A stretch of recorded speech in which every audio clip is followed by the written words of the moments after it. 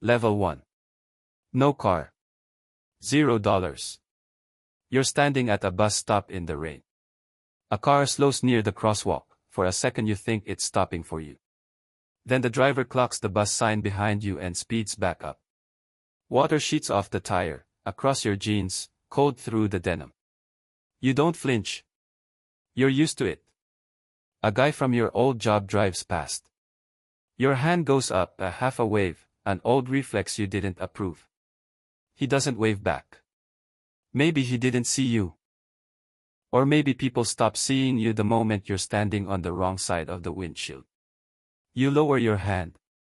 You watch the cars go by, dry faces, warm light, none of them slowing. Nobody here is cruel to you. Cruel would mean they noticed you enough to be cruel. You're not someone they're ignoring. You're something they drive past. The bus comes. You take the window seat, soaked, and watch the cars from the inside of nothing. The world doesn't hate the man with no car. It just doesn't see him. Level 2. $1,500. You have a car now. Barely. It announces you before you say a word, the rattle when you turn the key, the check engine light you've stopped seeing, the limp in the way it pulls left. At the gas station, you go in to pay first. You always pay first now. The guy behind the counter watches you the whole way to the register, not unkind, just careful. The way you watch something you're not sure about yet. Outside, there's a car idling near the doors, a parent in the front seat scrolling their phone, a kid in the back. As you walk past, you hear it thunk, all four doors locking at once. The parent never looks up. Their hand just moved on its own. Reached over. Hit the button. You weren't doing anything. You were just walking. In the wrong car, from the wrong direction, wearing the wrong morning. It wasn't personal. That's the part that stays with you. Nobody made a decision. Nobody thought about it at all. A cheap car doesn't make you invisible. It makes you a question someone answers without realizing they asked it. Level 3. $8,000. A used Camry. Gray. 4 doors. The color of a car that doesn't want to be remembered. You paid cash, a year of saving. It starts every time. The dashboard light is off. For the first few weeks, that alone feels like wealth. You pull into the office lot and park in the back without deciding to. Your hands just take you there. And nothing happens. Nobody watches you cross the lot. No locks click. The guy at the front desk nods like you're anyone at all. You move through the whole day completely unlooked at. A coworker stops by your desk. Did you see the new car in the lot, the blue one? He means someone else's. He doesn't mention yours. There's nothing to mention. It takes about a week for the relief to turn into something else. Because nobody asks about your car. Nobody comments. Nobody locks their doors. Nobody opens them, either. You've stopped being a problem. You haven't started being a person. You've become furniture, the kind nobody trips over, and nobody looks at twice. Safe. Quiet. Gray. You tell yourself this is what you wanted, to be left alone. And you got it. You just didn't know, yet, that left alone and unseen can be the exact same parking spot. Level 4. $35,000. You've been in this showroom before. 3 years ago, in a different car, you walked this same floor for 20 minutes. Ran your hand along a hood. Waited for someone to come over. Nobody did. A salesman leaned in a doorway with his coffee, glanced at you the way you glance at a weather forecast, and went back to his phone. You left without a word. Nobody noticed that either. Now you pull in. Same lot. Same glass doors. Before you're even out of the car, that door swings open and a man is crossing the floor toward you, hand already out. It's him. The coffee guy. A little older, same tie. He doesn't recognize you. And that's the part that lands wrong, he isn't pretending. He genuinely has no memory of the man who stood here for 20 minutes, because to him, that man was never there. There's nothing for him to feel bad about. You're not a returning visitor. You're new. What are we looking at today? Warm. Easy. A second salesman drifts over. Coffee appears. A chair. Your name, asked and remembered inside a minute. You smile. You let them walk you to the financing desk. And the whole time, one thought won't leave: you didn't get smarter in 3 years. You didn't get kinder. The only thing that changed is parked outside. Level 5. $70,000. You pull up to a restaurant you wouldn't have walked into 2 years ago. The valet doesn't wait for you to find him, he's already jogging, opening your door before your hand reaches the handle. He parks the car out front, where it can be seen. You notice that you notice. Inside, the host straightens the moment the key changes hands. There's a table by the window, the good one, the one couples request weeks ahead, and somehow it's yours, though you never asked. The water arrives before you ask for it. The manager rests a hand on the back of your chair. Everything good here?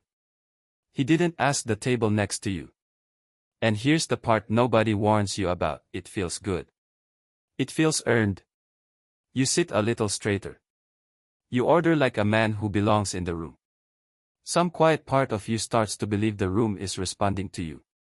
Your taste. Your presence. The person you finally became. On the way out, you overtip the valet, and he calls you sir like it's simply true. You drive home replaying it, the table, the water, the way people looked at you. And for a few minutes, alone in the car, you let yourself believe it. Maybe they finally see me. Maybe this was always who I was. Maybe the world was just waiting for me to catch up. Stop here for a second. Because this moment, right here, is the one worth sitting with. Notice what actually happened tonight. The valet didn't run toward you.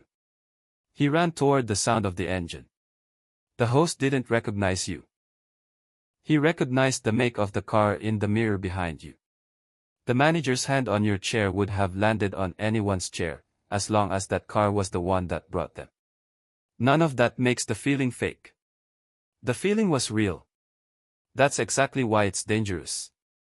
Because once a feeling like that arrives, it's very hard to ask where it actually came from. It just feels like finally. Like the world catching up to something that was true about you all along. Hold on to that question: where did this feeling actually come from? Because in a few minutes, you're going to need it. Level 6. $150,000. You're going too fast.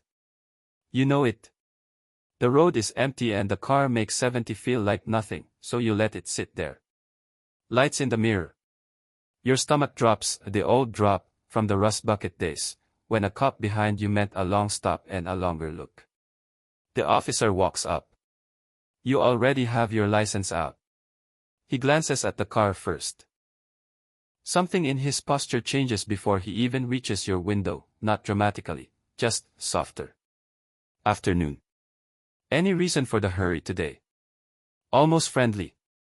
You say something about losing track. He nods, the way two people nod when they both already know how a car like this gets away from a person. A tap on the roof. Slow it down for me. And he's walking back to his cruiser. No ticket. No record. Nothing happened. You sit there at the side of the road, waiting to feel lucky. It doesn't come. What comes instead is colder, because you just watched something bend, quietly, without anyone deciding to bend it. The same stretch of road. The same speed. A different car. You pull back onto the highway at the limit. Not because you have to. Because some part of you suddenly wants to know what it still feels like to be someone the rules notice. Level 7. $300,000. You can't sit at a red light anymore without something happening. Phones come up before anyone says a word. The driver beside you forgets the light turned green. A kid sprints across a parking lot, 10 years old, maybe, eyes huge. Is that yours? Can I get a picture? You remember a different kid, once. A back seat. A small hand pressed to glass, looking through you like weather. This one is looking at you. You say yes. You crouch down next to him.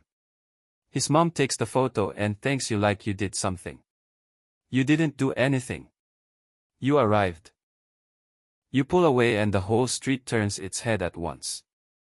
After a lifetime of being driven past, heads turning, finally, for you. And it feels good. It feels like every cold morning at that bus stop, paid back, with interest. For about 300 feet, with every phone pointed your way, you are not invisible. You are not furniture. You are not a question someone answers without thinking. You are, for the first time in your life, the main character. This is the level everyone is chasing. The one people picture when they picture making it. Remember exactly how this feels. You're going to need to compare it to something, very soon. Level 8. $500,000. You don't drive this one. Someone drives it for you. You sit in the back, the city sliding by behind glass so dark it's almost a mirror. The car pulls up to a hotel, bigger than the last place, a small crowd already gathered near the entrance. You feel it before the door even opens. This is it. This is the one where they really look. The driver comes around. Opens your door. Nobody looks at you. They're looking at the car. The doorman leans toward it, says something to a colleague. A guest lifts a phone, and you watch, in real time, as he raises it past your face to get the grill in frame. He adjusts. Steps left. Crops you out entirely. Beautiful machine, the doorman says, to a spot slightly to your right. He never finds your eyes. You step onto the curb in the most expensive thing you have ever owned, and you are the least important object in your own arrival. And it hits you, all at once, cold. You're back at the bus stop. The rain. The splashed jeans. The hand that went up and came back down. Except this is worse, because at the bus stop, you had something to hold on to. When I make it, they'll see me. You believed that for years.